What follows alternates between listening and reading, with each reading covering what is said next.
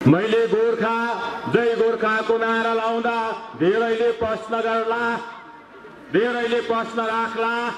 म तपाईहरुलाई भन्छु, तृणमूल कांग्रेस माटो विरोधी हैन, तृणमूल कांग्रेस पहाड विरोधी हैन, तृणमूल कांग्रेस गोर्खा विरोधी हैन।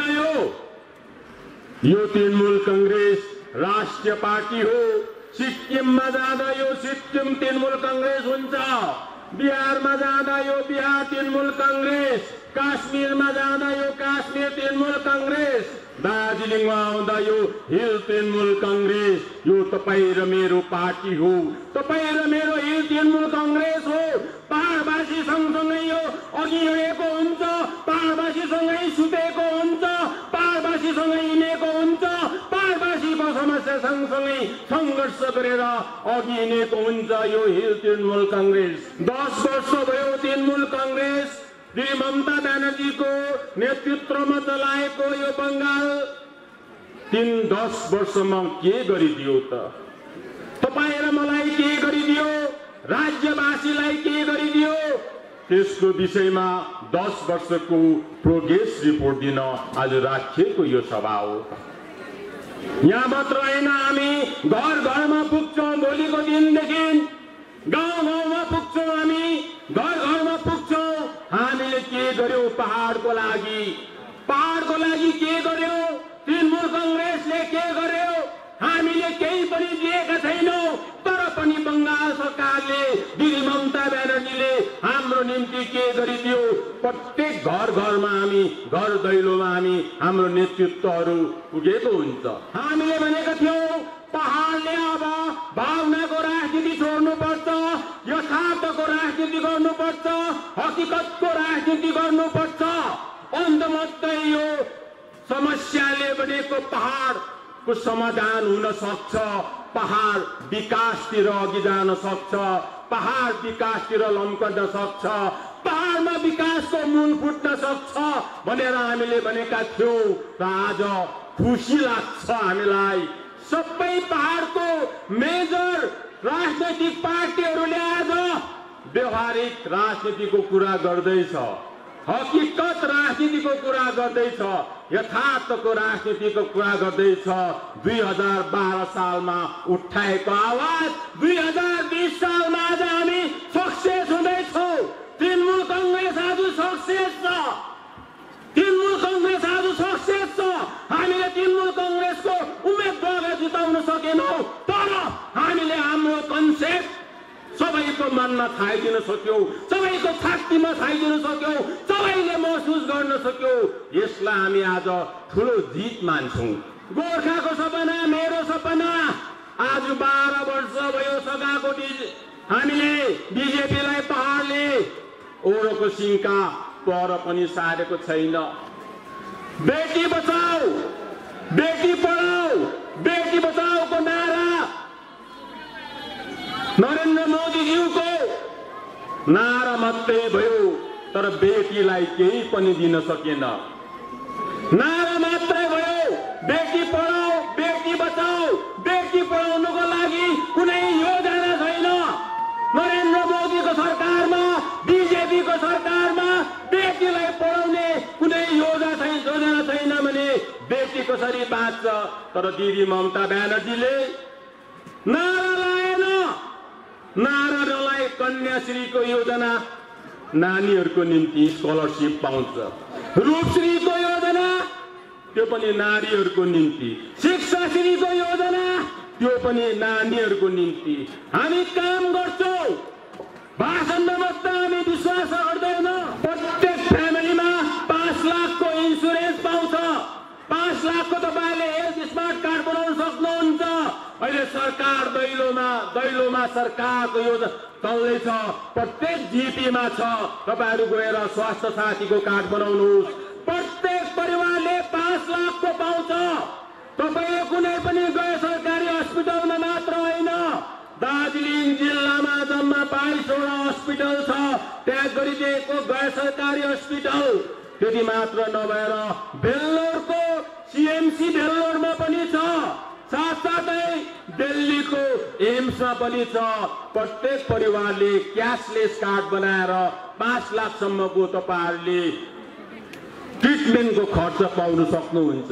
रिइम्बर्समेन्टको कुरा हैन, तपाईले खर्च गरेर पछि सरकारले दिन्छ भन्ने कुरा हैन। क्यासलेस कार्ड तपाईकोमा हुन्छ, स्वात्तै स्वाप गरेपछि 2 लाख खर्च भएको भने त्यहाँबाट काटिन्छ, पैसै नदिकन तपाई घर आउन सक्नुहुन्छ, स्वास्थ्य बनाउन सक्नुहुन्छ। दिदी ममता ब्यानर्जीको नेतृत्वको सरकारले यो खालको सुविधा दिएको छ भने बीजेपी सरकारले पनि आयुष्मान भारतको एउटा कार्ड बनाउँछ, हेल्थ कार्ड। त्यसमा 60% मात्रै सरकारले दिन्छ, 40% तपाईले बियर गर्नुपर्छ, 40% बेनिफिसियरीले बियर गर्नुपर्छ। अमित शाहजीको तुलना गर्नुहोस् दिदी ममता ब्यानर्जीसँग, तुलनै हुन सक्दैन, तुलनै हुन सक्दैन। यसैले गर्दा हामी भन्छौं तृणमूल कांग्रेसको नेत्री ममता ब्यानर्जी यहाँ आउँदा यो तृणमूल कांग्रेस साँचो जनताको निम्ति उभिएको यो सरकार हो, जनताको निम्ति उभिएको पार्टी हो। हामीले केही दिएका छैनौं, तर पनि हामीले यति विघ्न पाइसकेका छौं। 2011 सालमा तृणमूल कांग्रेसले सत्ता हातमा लिएको 2010-11 सम्म तपाई हेर्नुहोस् 64 वर्ष हुन्छ। 64 वर्षमा पहाडमा केवल गभर्नमेन्ट एडेड और गभर्नमेन्ट कलेजेसहरु टोटल संख्या खाली 6 वटा, खाली 6 वटा। तर आज तपाई हेर्नुहोस् 2011 देखि यता 2टा नयाँ कलेज पायो। कालिम्पोङमा एउटा, गोरुबथानमा एउटा। 64 वर्षमा एउटा आईटीआई छ। खरसाङको टुङमा अहिले नयाँ अतिरिक्त 2टा आईटीआई दिएको छ पहाडलाई। अब केही दिनपछि सञ्चालन सुरु हुन्छ त्यसको, किनभने बिल्डिङ कम्प्लिट भइसकेको छ। एउटा पोलिटेक्निक पहाडमा 64 वर्षमा अहिले नयाँ अतिरिक्त 2वटा पोलिटेक्निक कलेज दिइसकेको छ यो 10 वर्षको अवधिमा। हामीले केही दिएका छैनौं, तर पनि पहाड दिदी ममता ब्यानर्जीले माया गरेर यति विघ्न हामीलाई दिएको छ। राजु विष्टज्यूले बीजेपीको एमपी 3 पल्ट एमपीले यो सेन्ट्रल युनिभर्सिटीको कुरा गर्यो, अलवालेले पनि गर्यो, जसवन्त सिंहले पनि गर्यो। हिजो अस्ति राजु विष्टज्यूले पनि एचआरडी मिनिस्टरलाई दिँदै गरेको मेमोरेन्डम रिगार्डिङ सेन्ट्रल युनिभर्सिटी हामीले हेर्न पायौं। अहिलेसम्म यथार्थमा म्याटेरियलाइज भएको छैन, अहिलेसम्म त्यो देख्न पाएन पहाडले।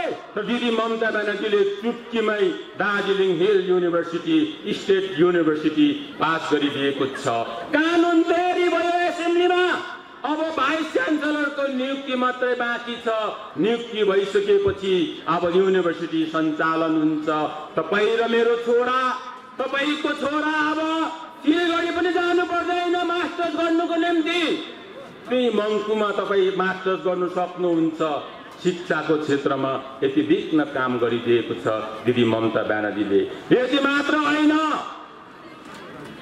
तर डाविलमा, खरसाङको डाविलमा एउटा बृहत एजुकेसन हब बनिँदैछ। बिल्डिङ कम्प्लिट हुनु आँट्यो। त्यहाँ प्रेसिडेन्सी युनिभर्सिटीको हिल क्याम्पस पनि त्यहाँ, हिमालयन क्याम्पस पनि त्यहाँ सुरु हुन्छ।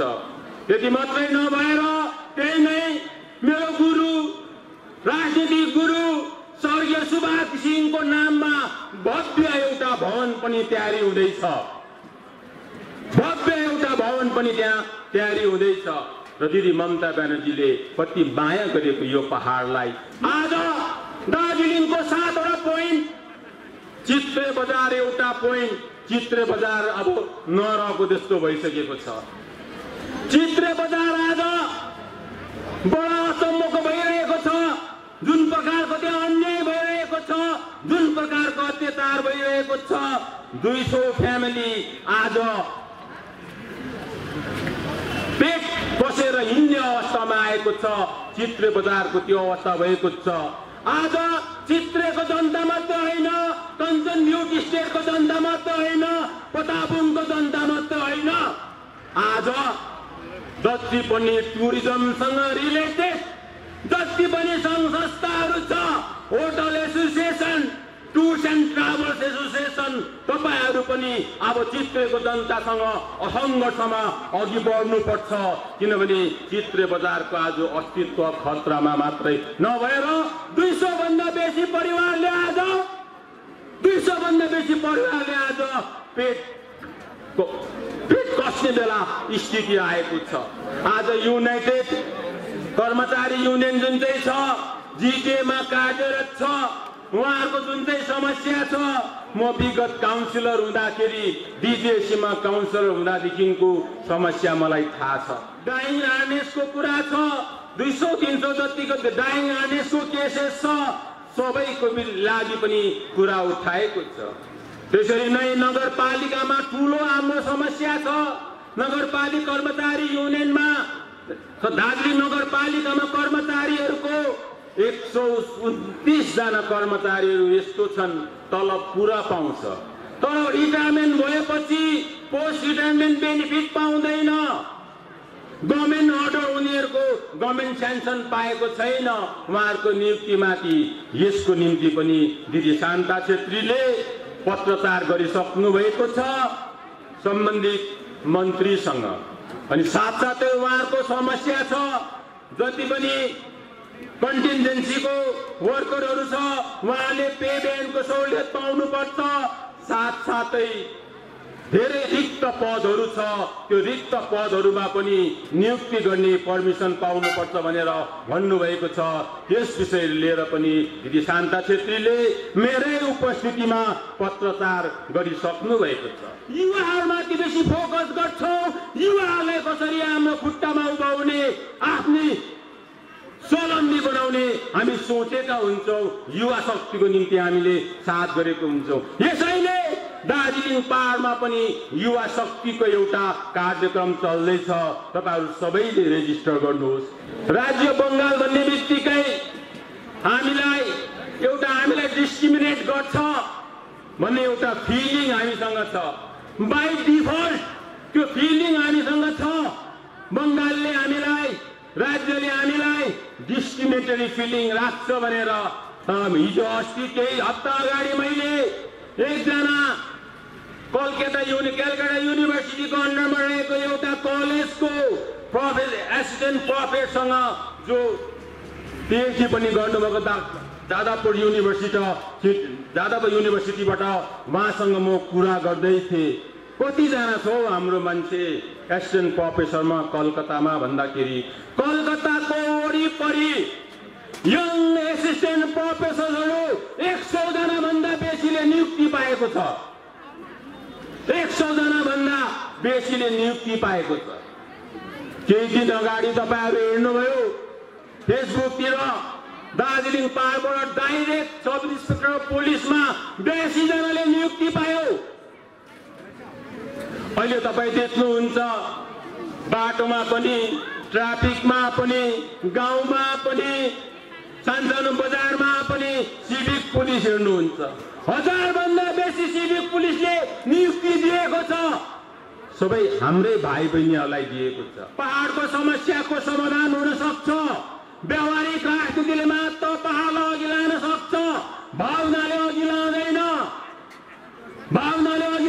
हामीलाई हाम्रो राज्य पश्चिम बङ्गाल दिदी ममता ब्यानर्जीको नेतृत्वमा रहेको सरकारले कसरी विकास गरेको छ तपाईहरुलाई म भनिदिन्छु। आज डोमेस्टिक प्रोडक्ट अथवा जीएसडीपी 53% बढेको छ। 2011 सालमा दिदी ममता ब्यानर्जीले बङ्गालको सत्ता हातमा लिँदाखेरि 4.51 लाख करोड मात्रै थियो भने आज त्यो बढेर 6.9 लाख करोड पुगेको छ। 6.9 लाख करोड पुगेको छ।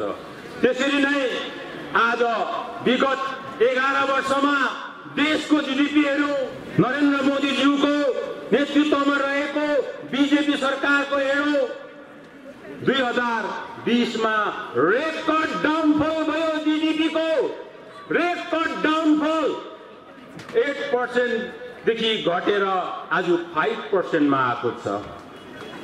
एकतिर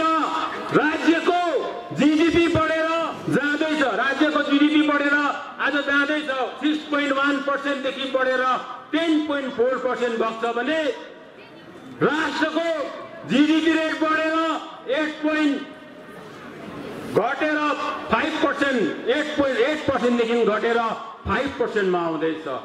र आज राष्ट्र कति अघि जाँदैछ कि घट्दैछ, स्टेटले कति विकास गर्दैछ, यही फिगरले बताउँछ।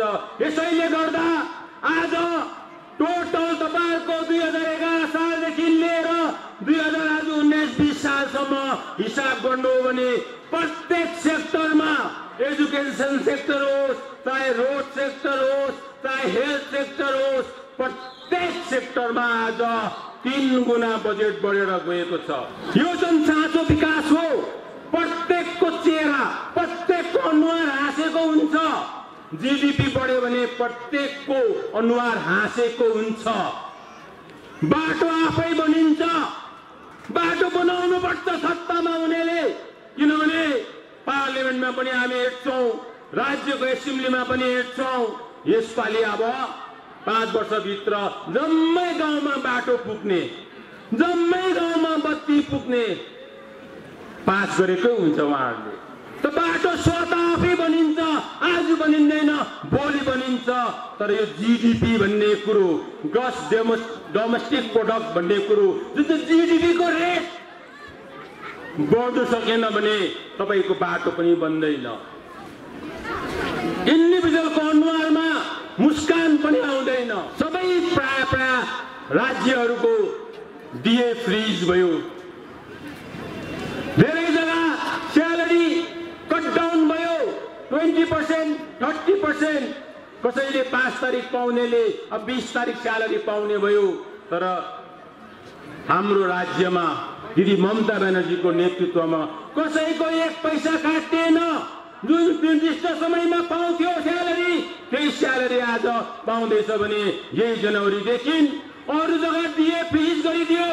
यही जनवरी महिनादेखि फेरि राज्य कर्मचारीको 3% डीए पनि बढ्दैछ। आज राज्यले यसरी विकास गर्दैछ। यो कसरी सक्दैछ? जीडीपी ग्रोथ नेशनल एभरेज भन्दा राम्रो छ। यसको अर्थ यो हुन्छ, ममता ब्यानर्जी र दिदी ममता ब्यानर्जी र नरेन्द्र मोदीज्यूलाई उभ्याउँदाखेरि जीडीपीमा हेर्दाखेरि तलमाथि पाउँछौँ हामी। गोर्खा रेजिमेन्ट भनेपछि भारतमा गोर्खाको उपस्थिति बुझ्छ। गोर्खा रेजिमेन्ट भनेपछि भारतमा गोर्खाको उपस्थिति बुझ्छ, गोर्खाको योगदान बुझ्छ। भारत निर्माणमा, भारतको सुरक्षामा गोर्खाको प्रेजेन्स बुझ्छ, गोर्खाको योगदान बुझ्छ। आज गोर्खा रेजिमेन्टमा डिफेन्स मिनिस्ट्रीले प्रस्ताव लिएको छ, अब अगोर्खालाई पनि त्यहाँ भर्ना लिने, अगोर्खालाई पनि भर्ना दिने। समय सालमा गोर्खा रेजिमेन्ट हुँदैन, समय सालमा गोर्खा रेजिमेन्ट हुँदैन। राजु विष्टज्यूलाई प्रश्न छ, राजु विष्टज्यूलाई प्रश्न छ, तिमी के गर्दैछौ? तिमी के गर्दैछौ? आज गोर्खाको अस्तित्व यसरी संकटमा पार्दैछ तिम्रो पार्टीले। जसलाई तिमीलाई 4 भन्दा बेसी भोट दिएर पार्टी जितायो, आज तिमी के गर्दैछौ? किन प्रश्न उठाउँदैनौ न? गोर्खाको अस्तित्व यसरी खतरामा बनाउँदैछौ। यति मात्र होइन, यही भएको जीआरडी गोर्खा रिक्रुटमेन्ट रिपोर्ट, यो पनि सार्ने प्रस्ताव लिइरहेको छ। यो जीआरडी पनि गोर्खाको अस्तित्व हो, गोर्खाको अस्तित्व हो। मलाई थाहा छ गोर्खाको अस्तित्व कस्तो हुन्छ। जब 86 मा एजुकेसन हुँदाखेरि डीजीएससी को नाम राख्नुको लागि केन्द्र सरकार गोर्खा शब्द लिने पक्षमा थिएन। गोर्खा शब्द नमान्दाखेरि यहाँ 40 दिन 40 रातको स्ट्राइक भएको थियो। गोर्खा शब्द मान्ने पक्षमै थिएन। गोर्खा रेजिमेन्ट देखाउँदा पनि नहुने दार्जिलिङमा के छ त्यस्तो गोर्खा शब्द भन्दाखेरि हामीले ओल्ड स्टेसन कल गोर्खा थुम भनेर त्यो एउटा इतिहास थियो त्यसलाई देखाएर हामीले गोर्खा हिल काउन्सिल नाम राखेको थियो भने आज त्यही गोर्खा शब्दलाई हटाउने प्रयास गर्दैछ केन्द्र बीजेपी सरकारले। राजु विष्टले एक शब्द बोलेको छैन, दुःखको कुरा हो। प्रत्येक पहाडले विरोध गर्न सक्नुपर्छ। एकतिर बीजेपीले गोर्खा रेजिमेन्टको अस्तित्व हटाउने काम गर्दैछ। हिजो अस्ति क्याबिनेटमा पास गर्यो, अब इएफआर छ, त्यहाँ पनि गोर्खाहरू नै हुन्छ, तर इएफआर गोर्खाको नाममा छैन। गोर्खा बटालियन गठन गरिदिने भएको छ, क्याबिनेटले पास गरिदिएको छ। दिदी ममता ब्यानर्जीले आफ्नो वचन यसरी गोर्खाहरूको निम्ति पूरा गर्दैछ। एकतिर बीजेपीले हाम्रो अस्तित्व हटाउने काम गर्दैछ, दिदी ममता ब्यानर्जीले हाम्रो अस्तित्व कायम गर्ने काम गर्दैछ। सघाउने कसलाई? अब सघाउने कसलाई? बुझ्नु पर्ने कुरा। 16वटा बोर्ड कायम गरेर 16वटा बोर्ड गठन गरेर त्यहाँ संस्कृति बचाउने काम भइरहेको छ। त्यो डेभलपमेन्ट घर मात्रै बनाउँदैन, त्यो बोर्डहरूले संस्कृति पनि सुरक्षा गरिदिन्छ। यसैले त्यसको नाम छ डेभलपमेन्ट एन्ड कल्चरल बोर्ड भनेर। र आज राईको संस्कृति बचाइदिएको छ, तामाङको संस्कृति बाँचेको छ, आज भुजेलको संस्कृति बाँचेको छ, आज थामीको संस्कृति बाँचेको छ, आज भुटियाको संस्कृति आज बाँचेको छ। यो सबै मिलाएर हामी के हुन्छौँ? गोर्खाको संस्कृति बाँचेको छ। हिजो अस्ति कलकत्तामा मात्रै मेरो कुरा हुँदै थियो, हामी चर्चा हामी फिराद हाकिम ज्यू माननीय मन्त्री अर्बन डेभलपमेन्ट मन्त्रीसँग हाम्रो दिदी शान्ता छेत्री पनि हुनुहुन्थ्यो, एलबी राईज्यू पनि हुन्थ्यो, उहाँको चेयरम्यान हाम्रो अध्यक्ष उहाँ हुनुहुन्थ्यो। त्यहाँ ग्रिन सिटीको कुरा हुँदा मिरिक म्युनिसिपालिटीले 76 करोडको योजना बनाएको छ। 76 करोडको योजना पाउने तय भएको छ। कति विकास हुन्छ होला मिरिक? अझै थुप्रै कुरा छ, तपाईँहरूलाई पछि राखौँला। पर्जापट्टाको कुरा, मिनिमम वेजेस एक्टको कुराहरू छ। मिनिमम वेजेस एक्टको लागि 14 तारिक फेरि कलकत्तामा एउटा मिटिङ बस्दैछ। त्यो पछि कुरा तपाईँहरूलाई राखौँला, अन्य कुरा पछि साटौँ भन्ने तपाईँहरूलाई भन्दै मेरो यो भनाइलाई यही अन्त गर्दछु। तृणमूल कांग्रेस जिन्दाबाद, ममता ब्यानर्जी जिन्दाबाद।